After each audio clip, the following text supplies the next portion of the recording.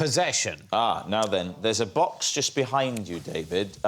Could you, first of all, take the item out of the box and then read the card?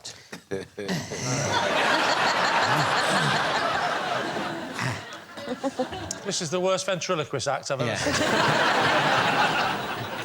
This is Big Goose. I can see your lips moving.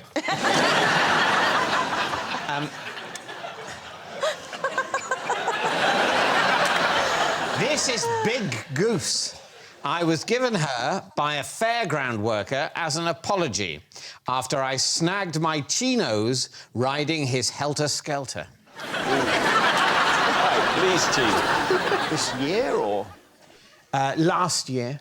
The helter-skelter people normally don't give prizes. Why did he have that?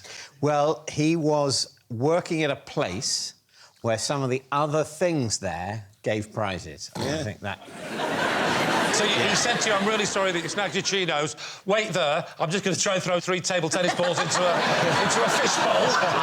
I might be some while, so just... Was that Big Goose's name when he arrived in your family, or is that something with which you christened him or her? Well, sorry. Sure it's not bird flu?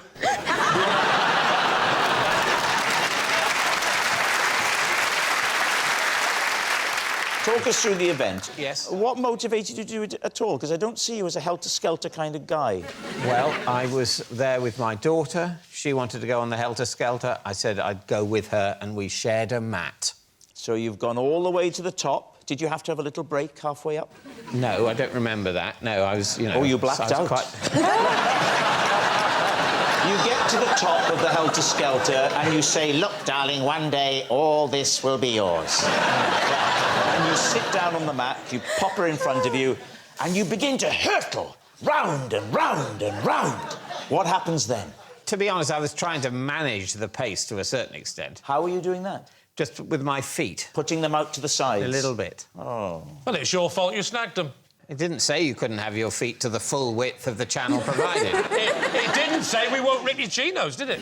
I would say it's an implied contract with any such entertainment activity that your clothing won't be damaged. What if the roller And I think that would stand up in court. And do you know what? So did the fairground worker. And he thought, we'd better head off trouble here. A major celebrity has damaged his extremely expensive, beautifully cut trousers. Oh. Was there someone else there? Goose him! Goose him as hard as you can! And do you consider Big Goose to be adequate compensation? Never mind that. Do you consider yourself a major celebrity?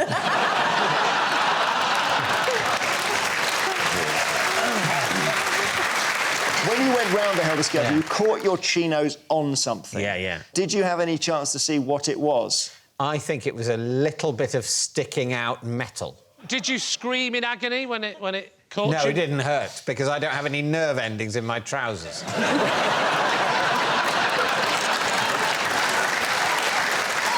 you know what, David? I don't think you have any feeling in your trousers whatsoever.